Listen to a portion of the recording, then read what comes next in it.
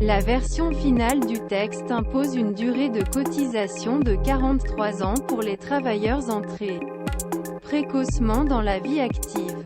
Mais la retraite ne sera possible que si vous avez également atteint un âge minimum.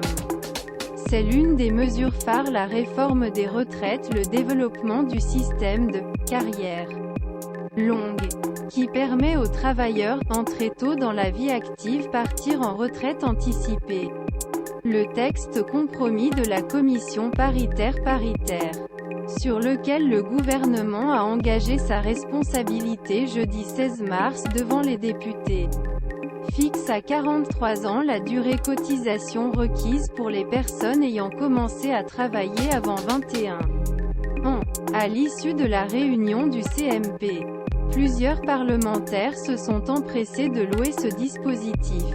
Nul ne cotisera à plus de 43 ans, a ainsi assuré à France Info le sénateur Les Républicains, Stéphane Le Rudulier. Tous ceux qui ont commencé avant l'âge 21 ans pourront prendre leur retraite après 43 ans de cotisation, a insisté le député MoDem Philippe Vigier, sur le plateau BFM TV. Pourtant, contrairement à ce que prétendent ces élus, certains travailleurs aux carrières longues seront mathématiquement contraints de travailler plus de 43 ans. Un départ conditionné à un seuil d'âge selon le système actuel sur les carrières longues. La période de cotisation requise peut s'étendre jusqu'à 45 ans. Dans la version initiale de son projet de réforme, le gouvernement l'avait ramené à 44 ans. L'article 8 du texte issu de la commission paritaire prévoit enfin que la durée d'assurance demandée ne peut être supérieure à celle exigée dans le régime général, soit 43 ans d'ici 2027. Cependant, la durée de cotisation n'est pas la seule condition pour bénéficier d'une retraite anticipée pour une longue carrière. Les travailleurs concernés par ce dispositif doivent également avoir atteint un âge limite de départ à la retraite qui dépend de leur entrée sur le marché du travail. La version finale de la réforme refond ces règles. Ceux qui ont commencé à travailler avant l'âge de 16 ans peuvent toujours partir à partir de 58 ans. Les actifs qui ont commencé avant l'âge 18 ans pourront exercer leurs droits 60 ans. Et ceux qui ont commencé avant l'âge 20 ans pourront partir à la retraite 62 ans. Les personnes qui ont commencé à travailler entre 20 et 21 ans pourront liquider leurs droits à partir de 63 ans, soit un an avant l'actif du régime général. Enfin, pour intégrer ce dispositif, les actifs doivent aussi avoir cotisé 4 ou 5 trimestres avant 16, 18, 20 ou 21 ans. Leur nombre est déterminé en fonction du mois de naissance, 5 pour les personnes nées entre janvier et septembre, 4 pour celles nées entre octobre et décembre. Ces critères étant cumulatifs, certains travailleurs devront donc mécaniquement cotiser plus longtemps s'ils n'ont pas atteint leur limite d'âge de départ après 43 ans de cotisation. Comme l'explique Michael Zemmour sur Twitter. L'économiste observe ainsi qu'il n'y a pas de plafond à 43 ans pour les carrières longues. Le rapporteur du texte au Sénat et élu Les Républicains, René-Paul Savary, l'a reconnu lors des travaux de la commission paritaire. Tout le monde ne démarre pas sa vie professionnelle même jour. Ne fête pas son anniversaire même jour. Il y a des gens pour qui les durées de cotisation dépassent un peu, a aussi concédé patron des députés LR, Olivier Marleix, après la réunion du CMP.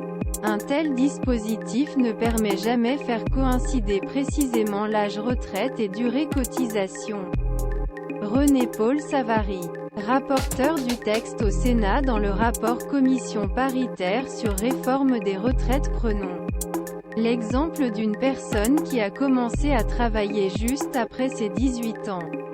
Si elle suit une carrière linéaire, elle aura donc atteint les 43 années de cotisation requises à 61 ans.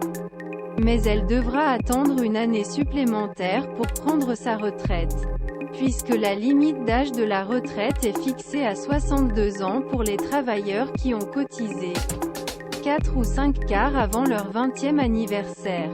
Au moment de sa retraite, elle aura donc cotisé 44 ans. Détail sur Twitter. Michael Zemmour.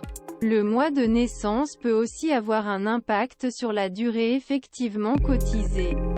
Ainsi, un actif, né en mai, qui a cotisé 5 trimestres avant d'avoir 18 ans, peut partir à 60 ans. Au moment de liquider ses droits à la retraite, il aura cotisé 43 ans et un quart au cours de sa carrière. S'il était né en octobre, 4 trimestres, évalués avant ses 18 ans auraient été nécessaires. Cela ne changerait rien à son âge de départ, qui est toujours fixé à 60 ans. Mais à cet âge, il n'aurait cotisé que 43 ans. Une mesure d'un montant de 300 millions d'euros au final. Combien de travailleurs en carrière longue seront effectivement concernés par ce mécanisme? Il y a environ les 2 tiers des gens qui n'auront que 43 ans, au lieu de 44, a déclaré René-Paul Savary. De son côté, le premier secrétaire du Parti socialiste, Olivier Faure, affirme sur Twitter que, dans 32% des situations des personnes qui ont commencé entre 15 et 21 ans, la durée de cotisation est strictement supérieure à 43 ans.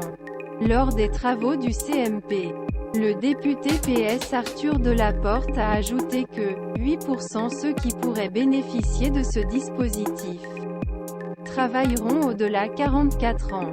Enfin, d'un point de vue politique, ce dispositif ne répond donc pas à toutes les exigences du député LR Aurélien Pradier, qui réclamait que toute personne active ayant commencé à travailler avant l'âge de 21 ans puisse prendre automatiquement sa retraite après 43 ans cotisation.